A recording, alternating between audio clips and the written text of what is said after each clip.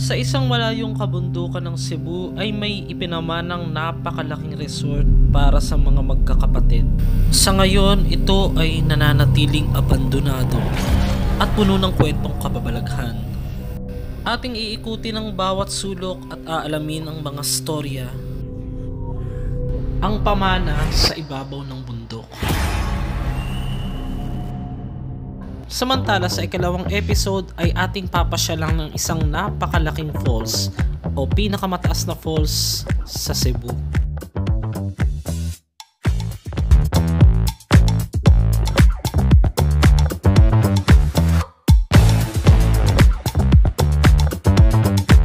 Welcome back to my channel. Ito na naman si Master G.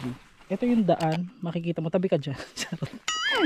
Yung daan, makikita nyo yan. Yan yung papasukin natin ngayon. Iimbestigahan natin kung may talaga bang may kababalagan dun sa abandonadong resort na to. Pero uulitin ko, hanggat maaari ayoko talaga na may kababalagan sa ngayon dahil tanghaling tapat guys. So alamin natin kung ano yung dahilan kung bakit inabandona ang resort. Itong napakalaking resort dito po sa Barilis, Cebu. Kung bago ka lang sa channel, paki-like ang video, paki-share, mag-subscribe ka na bilang support. So tara. So ito na mga master, papasok na po kami. Teka lang, ano ito? Abandoned gate. Ha? Bahay? Abandoned gate. Ah, ano? Gate? Gate. Bakit ganyan? So kasama natin ang ating subscriber na si Mar. Oh, Mar. Oo, so matagal na siya nag-PPM din sa atin, nagbigay ng idea. Pero unang-una, wala ka ba siya shoutout?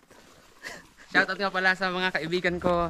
Chona, Bridget, Noel, Michael, Jade, and Clara. Shoutout sa inyo. Oo, shoutout. So siya, 70, sabi mo ilan pa lang subscriber no? Grabe yung daan, no? Wait lang. Tignan mo naman guys, oh. Oh. Adventure, di ba? So ano yung ano? Ba't ganyan? Daming poste. Ano yung sabi mo kanina? Ilang pa lang yung subscriber? Nung nakasubscribe ka, ilang pa lang yung subscriber ko? Nung nagsimula akong mag-follow sa kay Master Gala. Oh. Nung una niyang guesting sa Kapuso mo Jessica Soho, which is 70,000 subscribers pala sa nun. Tapos ngayon mag 1M na. So tulungan natin siyang mag 1M guys. Okay lang. Ano kasi siya guys kumbaga siya yung taga dito kaya alam niya yung history. Doon ko na ikikwento sa inyo. Itong resort na pupuntahan natin. Ay oo nga. Grabe. Hindi naman sobrang taas. Ganito lang. Yan makikita nyo na dito yung part na to. Ang ganda-ganda. Tapos may malagim po nangyari dun sa resort na yun. Na doon ko na ikikwento sa inyo guys. So ang ganda. Magpapalipad tayo ng drone maya lang. Kailan talagang masukal na.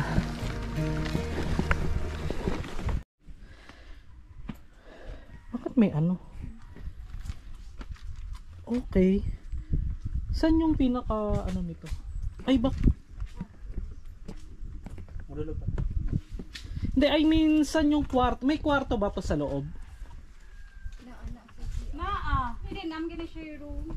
Ah, may mga room siya araw. Anong taon to itinayo? Mga 1990s. Pero ikaw, may alam kang kwento na nangyari bukod dun sa pinatay daw sa swimming pool. Wala. Mali yung kwento. Ay, talaga ba? Controversial. O sige, ganito na lang. Pagpalagay mong mali yung kwento, ano po yung alam nyo lang sa May palagay? ano lang nalunod pero hindi pinatay, hindi nilunod. Uy, ayun po. Hindi, nakatapat sa akin yung ano, yung camera. Ah, ganun po. Tapos po, Hindi bata. Pero hindi. Kagaya mo. kasing edad ko. Ano po yung trabaho nun? Hindi ko alam. Huwag mong sabihin vlogger din ah. Ano po? Hindi ko alam. Bata pa ko nun. Pero mga sabi-sabi ko.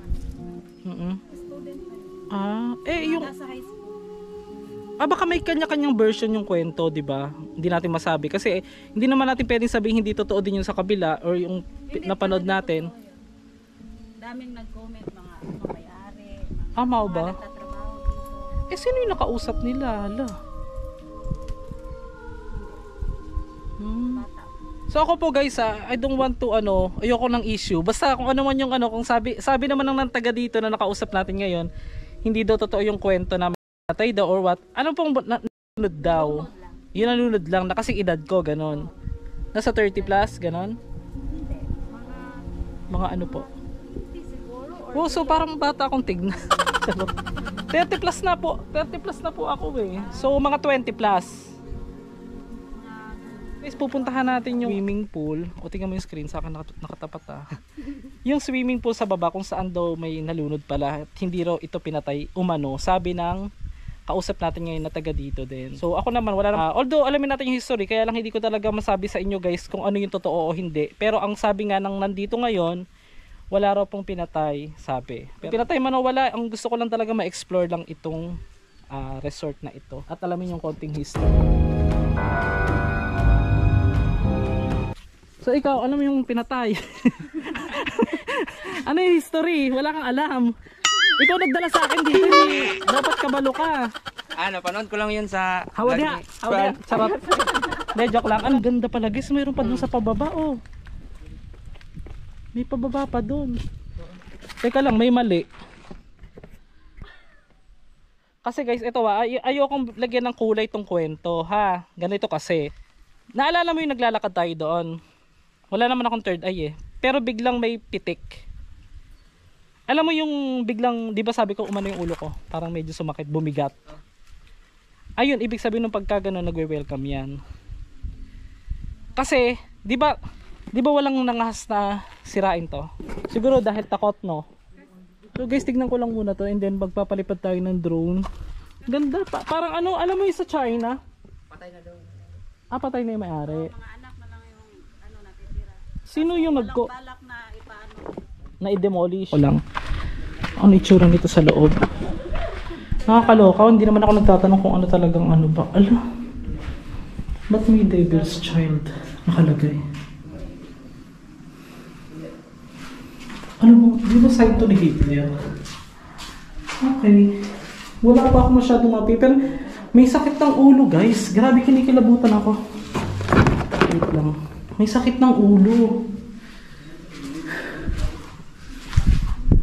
Meron. Napipil ko meron talaga. Okay. Puntahan pa natin ibang mga kwarto. Nagtitindigan yung balahibo ko.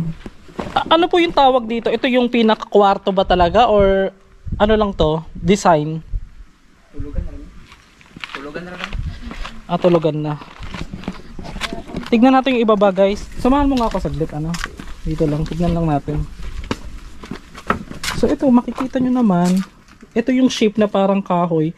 Mukhang maliit lang po siya sa ano, sa picture, sa video, pero malaki po siya. Tingnan natin. Ang bigat. Kahit sa taas medyo mabigat yung pakiramdam ko. Oo nga eh. Oo nga eh. Kahit pala gumamit ako ng headset ay dinig na parang hindi maintindihan yung sinasabing bulong at paumpisa pa lang ito. Dahil nung tinanong ko naman itong si Ma, nung chinat ko siya ay sabi niya hindi daw siya nagsasalita dyan. Ang huling salita niya yung nabibingi siya tungkol dun sa isang pinuntahan pa naming abandoned na place. Ngunit nung time na nandyan ako para talagang boses yung narinig ko, pero nung na-register dito sa ating camera ay bulong talaga. Pakinggan ng mabuti sa headset para mas maintindihan ang sinasabi ng bulong. Oo nga eh. Oo nga eh.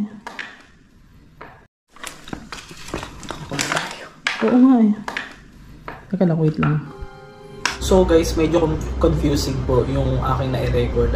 Ako po ayoko naman dagdagan o ayoko naman sabihin sa inyo na ine-edit ko, pinapatungan ko ng any sounds. Lahat po ng mga video ko. Ito yung gamit kong camera na GoPro, na karaniwan ng GoPro. Alam ng mga GoPro users yan na may camera, may mic yan sa harap. Yung nakikita nyo parang butas na yan. Meron din siyang mic dito at meron din siyang mic sa ilalim. So, tatlong mic yung gumagana habang nagre-record ka. Pag ito'y nakaharap dyan sa'yo, pag may nagsalita, dinig na dinig at malapit lang. Pag hinarap ko naman sa akin, mas malapit din yung tunog. So, imposible na kung saan nanggaling yung tunog na yan. At nung time na yan, na nagsasalita ako, sumagot ako ng oo nga eh. Yung na-register dyan, iba, kumpara dun sa narinig ng tenga ko. Nung nandyan kami, dalawa lang po kami bumaba dyan. Ayokong lagyan talaga ng kababalagan, pero something strange happening. At ayoko naman din sabihin sa inyo talaga na lahat ng video natin ay sinasabi natin pinatungan ng sounds dahil hindi naman talaga totoo na naglalagay tayo, nag-i-edit tayo ng sounds. Kaya nga pinapakita ko dyan sa inyo yung pagkaka-edit ko na walang ipinatong dyan. Creepy!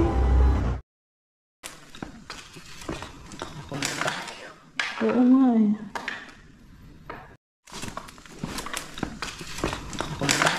Oo nga eh. Teka lang, wait lang.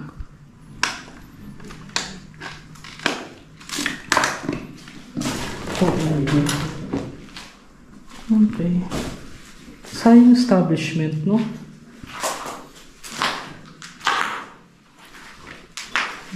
Sakit nga sa ulo. Meron nga. May napipil nga ako.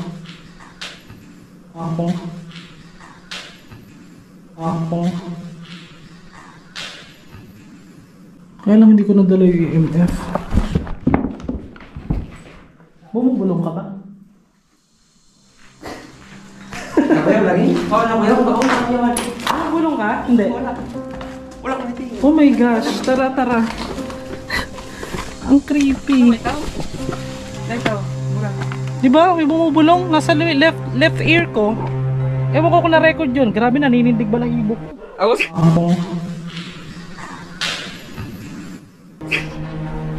Ikaw din?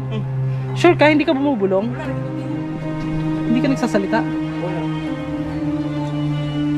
Sabi niya parang may sinasabi siya eh. Hindi ko ano may words eh. Ang lapit lang, nasa may tabi lang ng tenga ko eh. Tanghaling tapat. Ikaw narinig mo?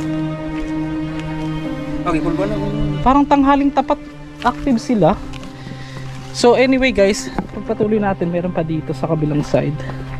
Ito naman, iba-ibang ano. Oo. May sabon pa. Ganyan. Pitabi po. Bakit may ano?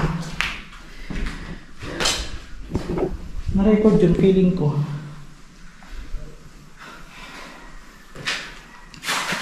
Bulong talaga eh. Actually guys, yung akala ko siya nagsasalita siya na parang nag-ano. Bulong. Oo, dito sa left ear ko narinig eh. I-review na lang natin. Nakaloka. Tara. Meron pa? Nakubos. Sa baba. So guys, mapapansin nyo, marami kong kasama ngayon. Dahil naka-break time sila. May pasok pa ba kayo? 1 PM. Mga pinsan ni ni Mar. Anong meron dyan? Tingnan natin. So guys, nakita nyo naman na pag may kasama, pinapakita ko talaga. Pag wala. Ay, oo nga. Sa swimming pool ka? Yung may nalunod. Ang lalim niya. Dire sila ni Agi pag katong.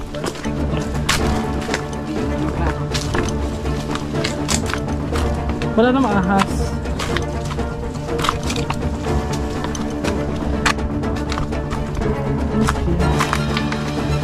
Ganda pa naman. Sayang. Ikaw, Day, wala kayo siya shoutout, Day.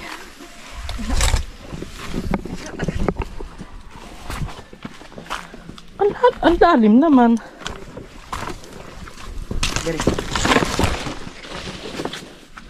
Di ba pwede dito sa kabila?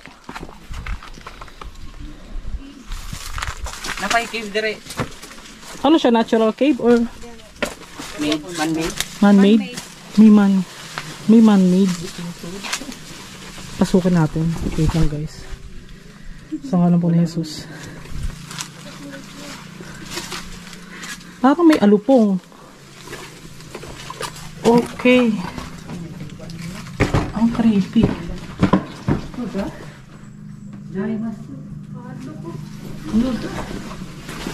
Ay putya. Ay agara. May papasok doon. Pasukin natin. Teka, kunin ko yung flashlight. Tignan nyo guys, meron siyang ano sa...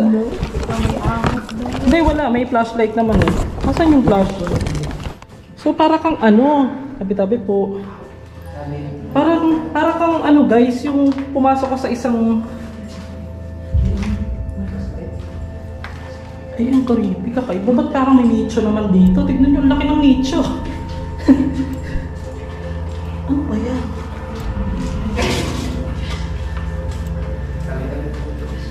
Sabi po. May mga kanyang kwarto. Mga master. Sinadya. Magsisilbing kwarto ito. Okay. Pare-parehas. Ay! Ay! Kung i-replay natin ay mapapansin nyo nakakaiba ang itsura nito na misto lang tumatalon. Nagulat talaga ako bigla na para talagang may bumato.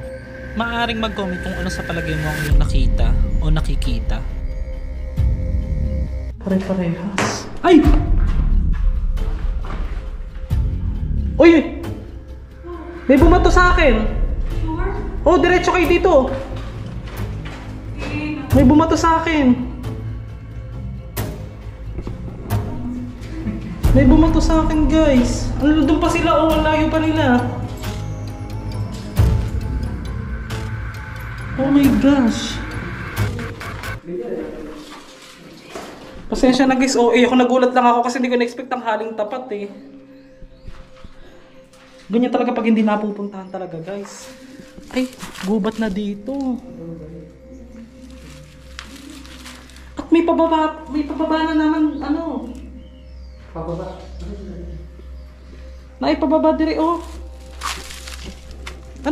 Anong meron dito sa pababa? Ha? Pwede natin puntahan saglit? Oo, pwede. Wala na may ahas. Ako naman ang una makakagat. Charot. Buti na lang guys, sinamahan tayo ng mga dito, taga dito. Anong barangay kayo?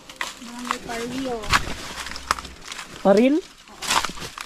Shout out po sa barangay Paril, dito po sa Barili, Cebu. Wala na yata dito. Wala na. Parang wala. Wala na connected. Wala na connecting flight. Ang lakas nung bumato sa akin. Ano no? May pool dyan dito. Falls? Pool. Pool. Nasaan yung isang may nalunod doon na pool? Grabe no, may ano pa dyan. Ito. Nakita ko na yung daan.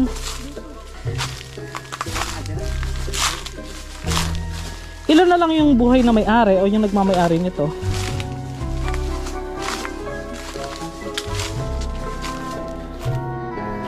So ito na guys. May shortcut pala. Okay. Puro ganyan-ganyan lang din. Ito pa. Ano ba swimming pool na? Nasaan yung swimming pool? Dira? Dito ang ganda oh. Pipiknik ka. Ay, ayun yung pool. Ito. Grabe. Ayun oh.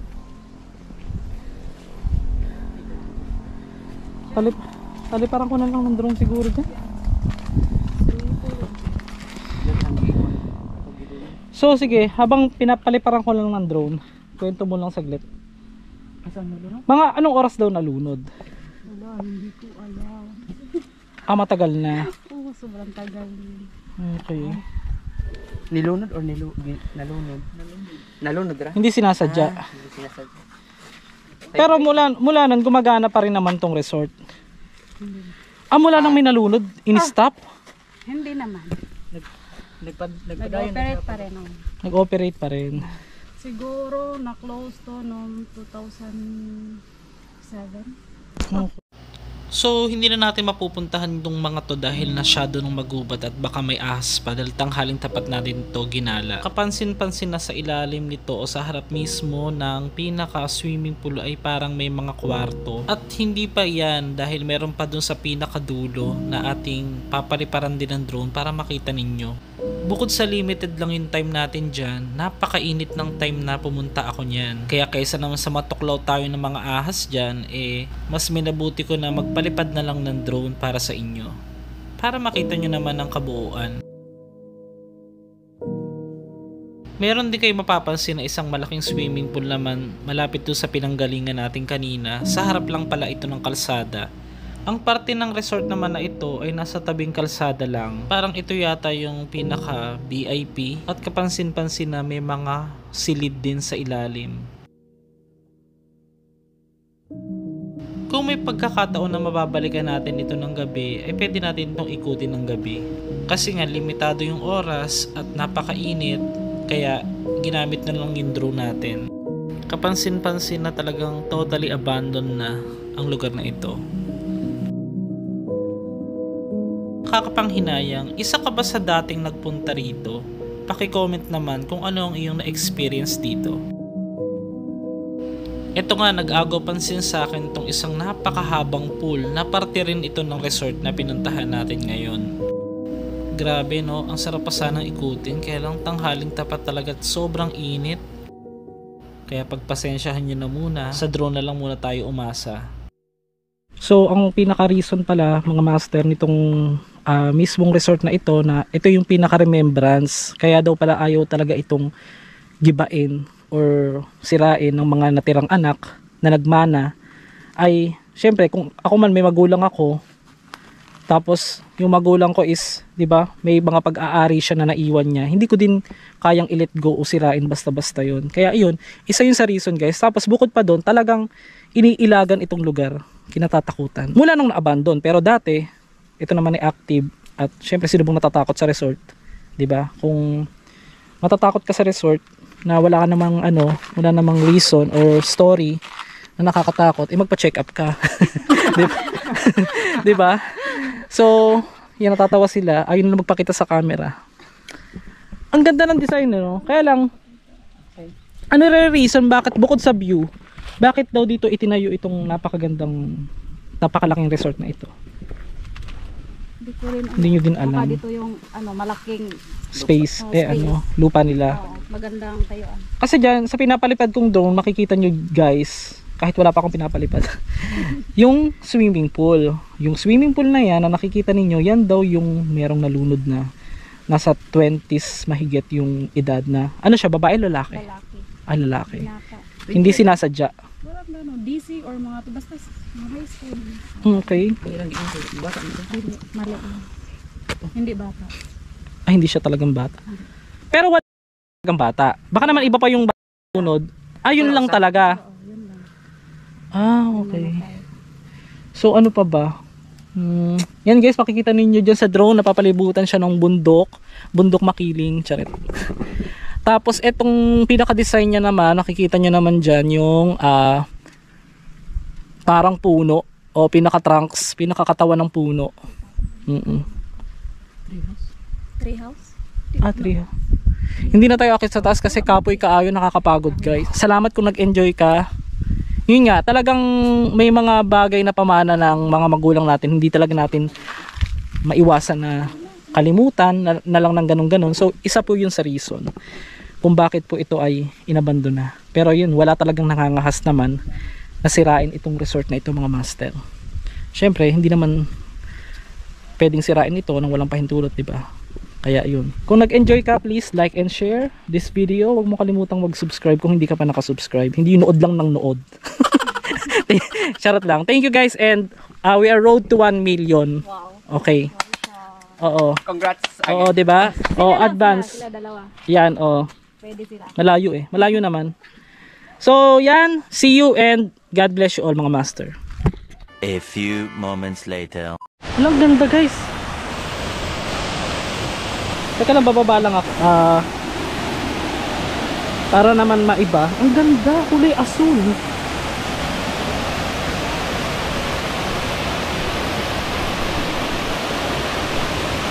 Ay, bongga. Ang ganda naman ang kulay nito. So, nandito tayo sa Mantayupan Falls, mga master. Isiningit ko lang tong video kasi nga, para hindi naman kayo, mainip. Oo, yan. Ang ganda. Ay. Ba't ganyan ang kulay? Tatlo? Mula rito sa Mantayupan Falls, sa Barili, Cebu, IKMJS na yan! Ito yung pinaka-exciting part. Tatawid ka sa pinakatulay. Hanging bridge. Ay. Ay, humingal ako. Wala rito sa Barili, Cebu. I-KMJS na yan. Hindi pa ito na KMJS, no? Ang ganda, oh. Creepy. Pahingal.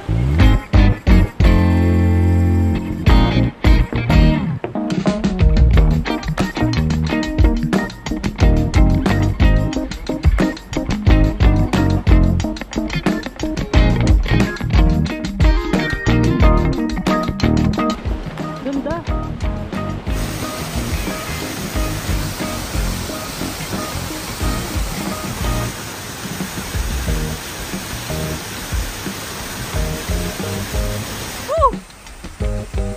Magmula rito sa Barili, Cebu, i-KMJS na yan, di umano.